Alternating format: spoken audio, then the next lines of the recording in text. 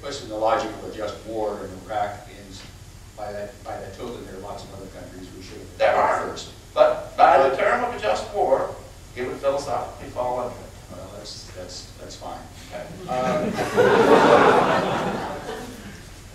A couple of my favorite books are The Ominous Parallels by Leonard Peikoff, who warns of the potential for a right-wing or totalitarian government in the United States, and he draws the parallel with what happened in Germany. Do you have any comment on that subject? Well, I want to tell you something. I do. I think American history has shaped Americans in such a way that tin-pot dictators and even evil dictators have very little chance here. Harry Truman studied history. He believed the war in Korea was a just war. Harry Truman said the American people have common sense. When somebody gets too big for their britches, they don't put them out of business. I still think that's true. Secondly, I'm not really worried when people don't know what's in the Constitution. That doesn't bother me. Americans believe in it. They believe in it. And even Franklin Roosevelt, at the height of his popularity, when he began to fiddle around with the Supreme Court, American people just didn't like it. So they believe in that Constitution. They believe when they swear an oath to uphold that Constitution. That's what they're going to do. So I'm not worried about that any more than I was worried. I would have been worried about it in 1932 or 33 with Huey Long running around.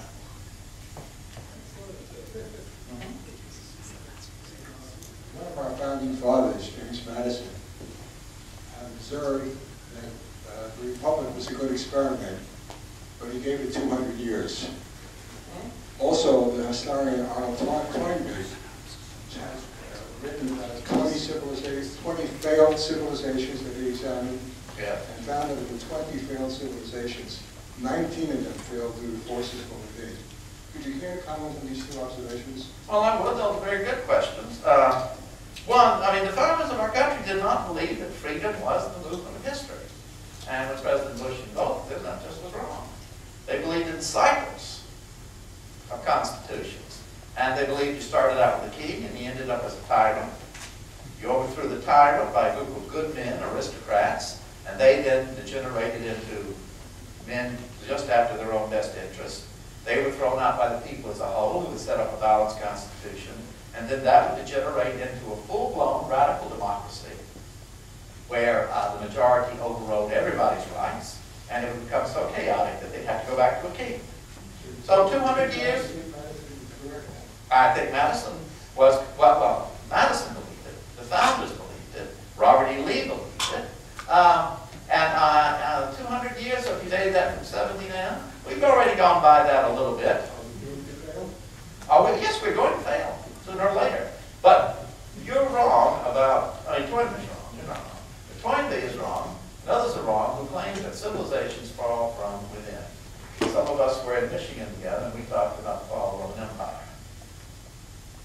Nations fall because of mistakes made by individual leaders, almost always in foreign policy.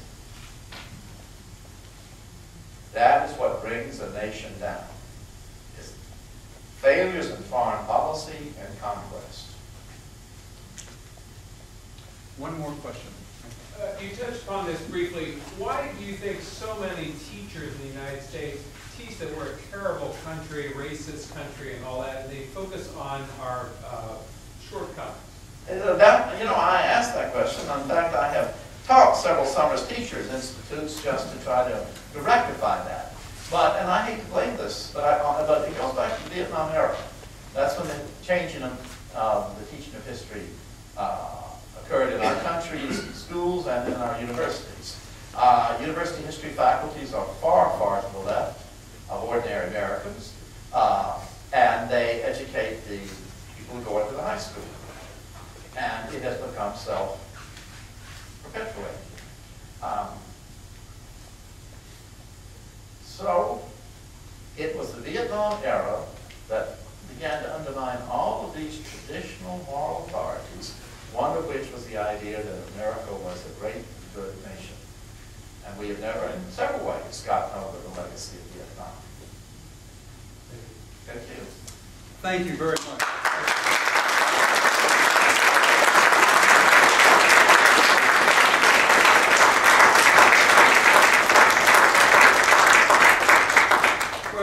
treat for what I think is in store for you tomorrow. We're going to have some very brainy people who are very informed and interesting to talk about, assess the Bush presidency in a broader context, we hope. So I hope that you can join us tomorrow starting at 8 o'clock over at the Hyatt Regency in the Capitol B room.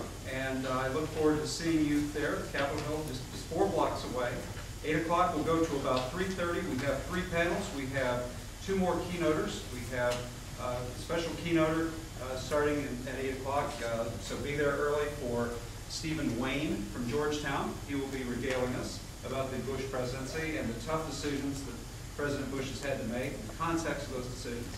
And it goes from there with other panels. I urge you to pick up a program as you leave tonight.